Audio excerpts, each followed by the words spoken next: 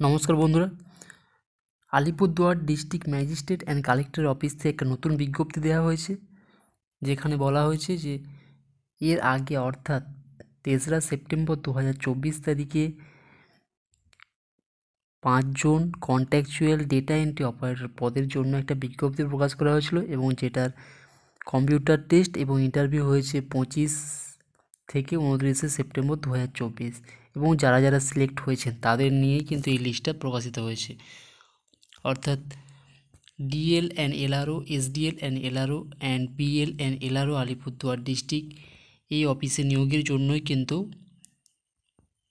Exam নেওয়া হয়েছিল, যেটা কম্পিউটার এক্সাম নেওয়া হয়েছিল এবং ইন্টারভিউ নেওয়া হয়েছিল 25 সেপ্টেম্বর 2024 থেকে 29 সেপ্টেম্বর 2024 পর্যন্ত। যে 5 জন ক্যান্ডিডেট সিলেক্ট হয়েছেন তাদের রেজিস্ট্রেশন নম্বর, নেম, ফাদার্স বা গার্জিয়ানের নেম এখানে উল্লেখ করা রয়েছে এবং এই যে 5 জনের নাম এখানে উল্লেখ করা হয়েছে তাদেরকে অবশ্যই বলা হয়েছে 25 অক্টোবর 2024 বা তার আগে অবশ্যই কিন্তু ডিস্ট্রিক্ট ম্যাজিস্ট্রেট অ্যান্ড কালেক্টর অফিসে গিয়ে যোগাযোগ করতে হবে এবং সেখানে যে এগ্রিমেন্ট বা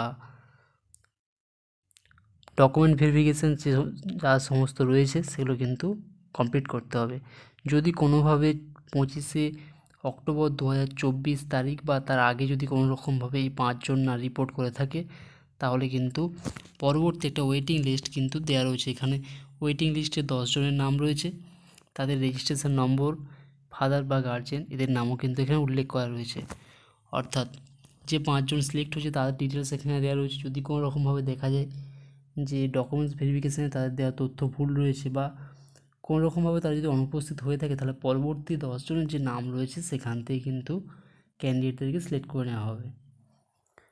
যারা আমার চ্যানেলটা প্রথম দেখছেন অবশ্যই চ্যানেলটা সাবস্ক্রাইব করে রাখুন। Thank you.